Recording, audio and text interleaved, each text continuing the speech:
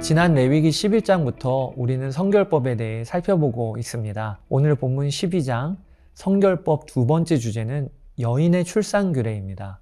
산모가 출산하게 되면 정해진 기간 동안에는 부정하고 그 기간이 지나면 번제와 속죄제를 드리며 하나님께 나아오라 라는 말씀이 오늘 말씀이에요. 아들을 낳으면 7일이 부정하고 그 기간 동안에는 누구도 만나지 않게 됩니다. 부정한 여인과 접촉하면 그 사람도 부정하게 되니까 말입니다. 또 아들일 경우에 이어지는 8일째 되는 날에 아이에게 할례를 받게 합니다.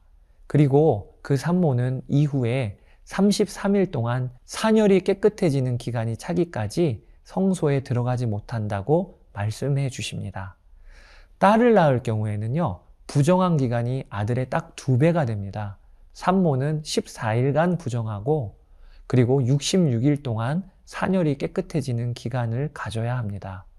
그러니까 여인이 출산을 하면 아들을 낳을 경우에는 40일, 딸을 낳을 경우에는 80일 동안 부정한 상태를 보낸 후에 산열이 깨끗해질 때까지는 성소로 가지를 못하고 그 후에 하나님께 번제와 속죄제를 드리러 나와야 하는 것입니다. 본문을 읽으며 우리는 몇 가지 마음에 어려운 점이 생기고 질문이 드실 수가 있습니다.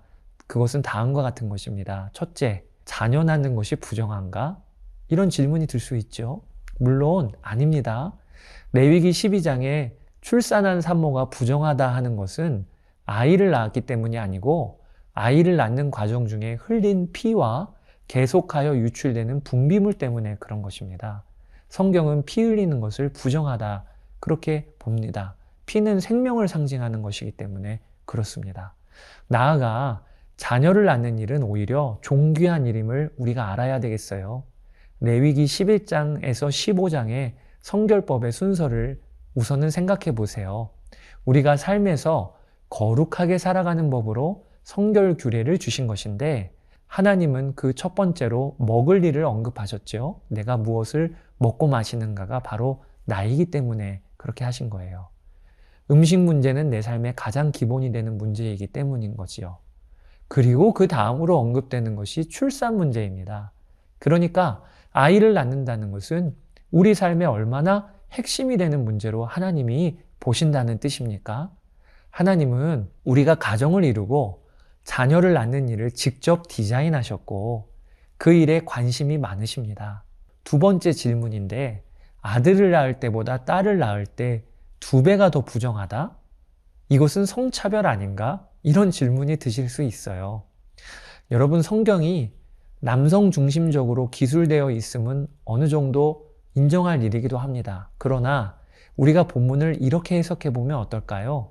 하나님은 백성들의 산부인과 담당의가 되셔서 산모를 보호하시는 계획을 하신 것이라고 말입니다. 지금도 산모가 출산하면 산후조리 기간을 갖잖아요. 특히 출산 후에 며칠 동안은 외부인과 접촉을 피하게 하여서 산모를 보호하지요.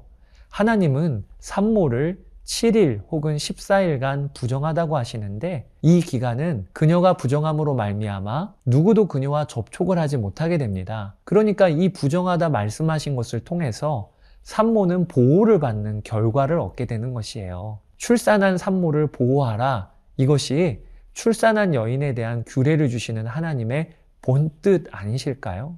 그렇게 본다면 남자는 7일, 여자는 14일 부정하다 하신 것이 남성 우위가 아니고 오히려 여성 우위라는 생각도 듭니다. 여자아이를 낳으면 남자아이를 낳는 것보다 2배 안정을 취해야 할 만큼 더 힘과 생명을 담아낸다는 것이죠. 농담으로 남자 아담보다 여자 하와가 나중에 만들어진 신형이라 더욱 복잡하고 훨씬 우위에 있는 건 아닐까요? 물론 이상의 해석은 저의 이야기입니다. 이 부분에 있어서 만족스러운 학자들의 해석은 살펴보아도 없는 것 같긴 합니다. 남자는 40일, 여자는 80일 정결하게 되는 기한이 차면 그 여인은 하나님께 예배로 나아가게 됩니다. 그때 드리는 것이 번제와 속죄제입니다. 하나님은 정결하게 하는 산모의 번제와 속죄제에 대해서 그 형편에 따라 드릴 수 있도록 해 주셨습니다. 형편이 되는 자는 1년 된 어린 양으로 번제를 드리고, 또 비둘기로 속죄하고 형편이 되지 않는 자는 비둘기 2마리로 하나는 속죄제, 하나는 번제를 드릴 수 있도록 하셨습니다. 여러분, 우리가 여기서 출산한 여인의 심정을 한번 상상해 보면 좋겠습니다. 한 여인이 아이를 낳는 그 어마어마한 고통을 겪으면서 피를 쏟으며 생명을 낳았습니다.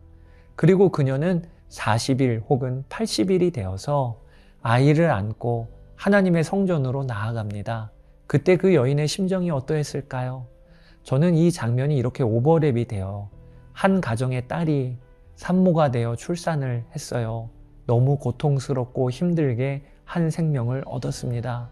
그리고 그 아이를 안고 그의 친정아버지 만날 때, 아빠 하면서 그의 아버지에게 안길 때, 그 심정이 오늘 예배로 나아가는 여인의 심정과 비슷하지 않았을까요? 이 여인의 제사를 받으시는 하나님 아버지의 마음은 어떠실까요? 내 딸아, 장하다, 잘했다, 수고했다 하시면서 그 제사를 흠양하시는 아버지의 모습, 아버지의 마음, 이렇게 생각하면서 레위기 12장을 한번 읽어보시게 되기를 바랍니다. 자, 이상으로 레위기 12장을 마칩니다. 레위기 13장에서 뵙겠습니다. 감사합니다. 제 12장.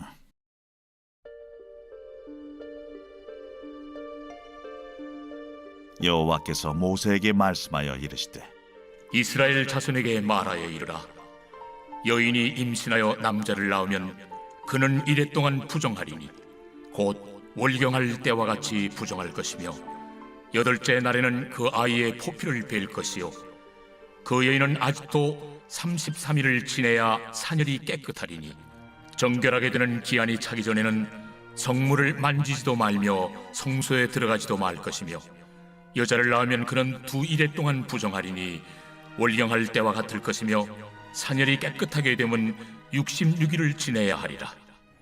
아들이나 딸이나 정결하게 되는 기한이 차면 그 여인은 번제를 위하여 1년 된 어린 양을 가져가고, 속죄제를 위하여 집비둘기 새끼나 산비둘기를 회막문 제사장에게로 가져갈 것이요, 제사장은 그것을 여호와 앞에 드려서 그 여인을 위하여 속죄할지니 그리하면 사녀리 깨끗하리라.